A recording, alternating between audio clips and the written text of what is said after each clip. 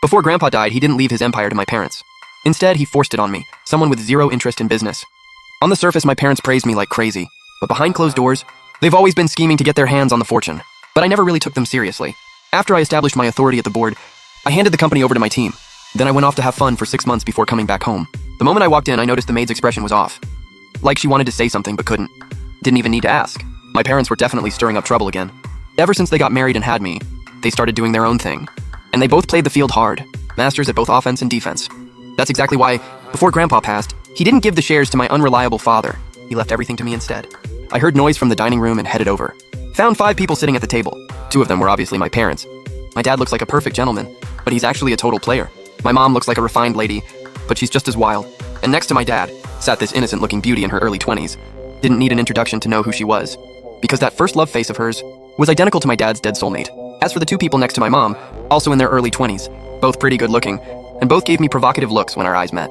These 2 must be my mom's illegitimate sons. Chenzi's back! Come sit down and eat. My mom quickly said, even got up to pull out a chair for me. My dad scoffed, gone for so long, and you come back without even greeting anyone. Where are the manners your grandpa taught you? Fed to the dogs, then you ate them for dinner? He was pretty pissed at my response. I sat down lazily. A maid immediately brought a basin for me to wash my hands. You're really filial, aren't you? That was Boda speaking. My mom's illegitimate son. Boxiao snickered too. I heard you're a beast. A born troublemaker really is something else. Coming home just to feed your old man shit. I just smiled. Couldn't be bothered with them. Instead, I looked at my dad's soulmate's daughter. Maybe my gaze was too intense. The innocent beauty named Liu Ruyan got a bit scared, kept her head down, afraid to make eye contact. My dad slammed the table angrily. You've got some nerve! But I suddenly smiled and asked, Dad, you're sure Liu Ruyan isn't your daughter, right? Of course not. She's your Aunt Liu's daughter. After your Aunt Liu passed, no one was taking care of her. So I brought her back. My dad looked at me warily, like I was gonna eat Liu Ruyan alive. Dad, you said my Aunt Liu was basically your biggest regret in life. But I think the older generation's regrets shouldn't carry on to ours. I think Liu Ruyan's pretty decent. Why not make her my wife? I said with a grin. The moment I said that, my dad's face turned pale. Liu Ruyan was so scared her eyes turned red. Tears were about to fall. Just then, Boxiao suddenly slammed his bowl on the table, stood up with bulging eyes, pointing at me and yelling, Chenzi! Are you fucking tired of living? You have no idea how long I've been chasing Ruyan? Damn, this family was already a total mess. Now it's even worse. My mom's illegitimate son actually fell for my dad's soulmate's daughter. And this Boxiao guy, where does he get the nerve to boss me around? I couldn't be bothered with him. Turned to look at my mom. Asked, aren't you gonna control your little brat? Chenze, actually. My mom smiled awkwardly. Said with a forced smile, Boxiao really did pursue Ruyan first. So just stay out of it, okay? Do it for mom's sake, alright? Mom, you don't need to grovel to him. Before, when we weren't around. That's why he got to act all high and mighty. Now we're back. He better lay low. Boda shot up from his seat. His tone arrogant. Boxiao chimed in. Ruyan, don't even think about it. Also, you need to put in a word at the company. Get us brothers some positions. I'll be general manager. My brother can be VP. Hearing this, I raised an eyebrow, nodded with a smile. I'll arrange it right away. If they were just messing around at home, I could just ignore them. But they want into the company. Obviously, they're after the company's money. They want to steal my inheritance. Back when Grandpa was dying, he held my hand and repeatedly warned me to keep the company firmly in my own hands. Otherwise, my heartless parents definitely wouldn't care if I lived or died. To use a cliche from novels, they're touching my reverse scale. Since that's the case, don't blame me for making everyone miserable. I'll go rest in my room first. Dropping that line, I turned to leave. Hearing this, my parents obviously sighed in relief. The pressure on them instantly halved. But just then, Boxiao suddenly spoke up, arrogantly. Did I fucking say you could leave? I turned around calmly. What, something else? Chenza, you're just a born loser. You're a beast. You can't even run the company. You can't, but we brothers are very capable. The company should be handed to us. Transfer your shares to us. Boxiao shouted at the top of his lungs. I looked at my mom again. Mom, did you teach him to say that? Chenza, do mom a favor, otherwise it's really hard for me. My mom said with a bitter face. Now I get it. Seeing that I caved earlier, they're pushing their luck. I nodded with a smile. Put my hands on the table. Hard to handle? Then let's just not handle it. As soon as I finished, I flipped the entire table over. All the food and soup instantly splashed all over them. Screams erupted everywhere. The maids were the calmest ones, though. Guess they're used to scenes like this. Everyone outside calls me a beast. Actually, Grandpa told me since I was little, if I'm not ruthless enough, sooner or later my parents will devour me without leaving any bones. So I've always been ready to throw hands. Over time, everyone started thinking I really was a beast. While they were all frozen in shock, I reached out to the side. A maid immediately stepped forward and handed me a frying pan. I took the pan and charged straight at them while they stared in shock. First in line was Boxiao, who reacted first. He charged at me with bloodshot eyes too. I swung the pan, like swinging a tennis racket, and smashed it right into his face. He let out a piercing scream and fell flat on his back. Now no one dared to make a move. I walked over, stepped on Boxiao's face, said coldly, "You keep calling me a beast, then you should know how savage beasts can be." Knowing that, where'd you get the guts to mess with me? My slutty mom who fools around outside. Did she forget to give you a brain when she had you? Call the cops! Jiboda immediately screamed, "He assaulted someone! Call the cops and arrest him. I hit him, not you, and you're already upset? That eager to die?" I shot him a cold glare. Jiboda instantly backed away in fear. Didn't dare say another word. My mom quickly stepped in to mediate. "Chenze, they're young and don't know better. Don't stoop to their level. They don't know better, and neither do you. You're over 50 years old. All those years wasted. You bring these two bastards home. Did you even tell me first?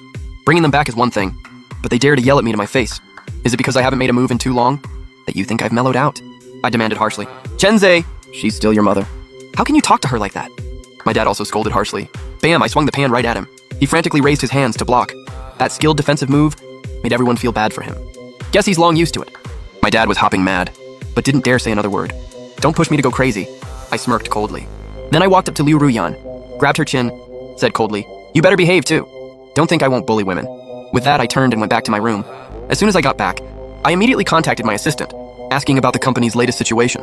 My assistant told me, recently there haven't been any personnel changes, though Liu Ruyan did join the company, but just at an entry-level position. As for Ji Boxiao and Ji Boda, they went to the company with my mom a few times, though they acted all high and mighty.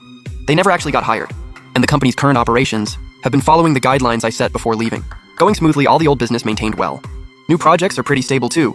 Hearing this, I finally relaxed a bit, then asked about the board members' attitudes. Those shareholders are all company veterans.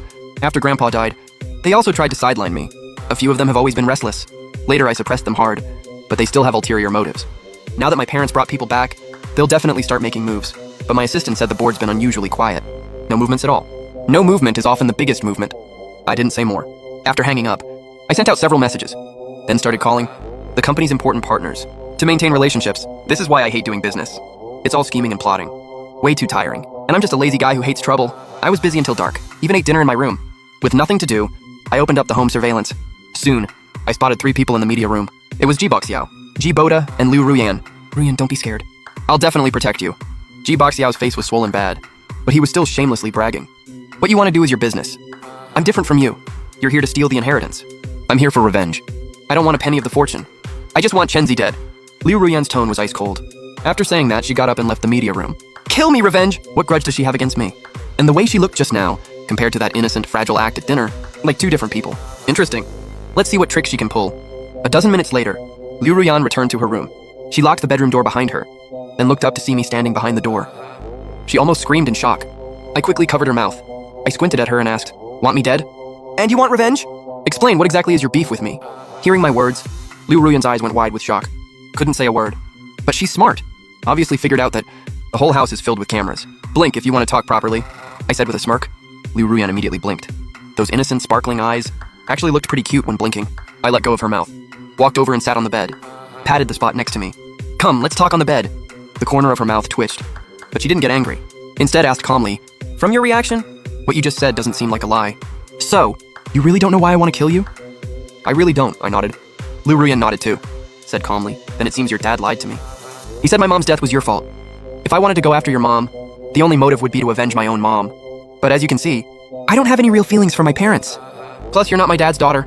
You two pose no threat to me at all." I smiled and asked back, "Then guess, who benefited most? From your mom's death? After my grandpa died, the family business was mostly managed by your dad. Now though, the shares are in my hands. Several of the company's main projects are firmly controlled by your dad. He arranged for you to join my family's company. On the surface, it's giving you a chance for revenge. But actually, he wants to use you to sideline me. Right?" Liu Ruyan analyzed quickly. Her eyes gradually filled with hatred, but still,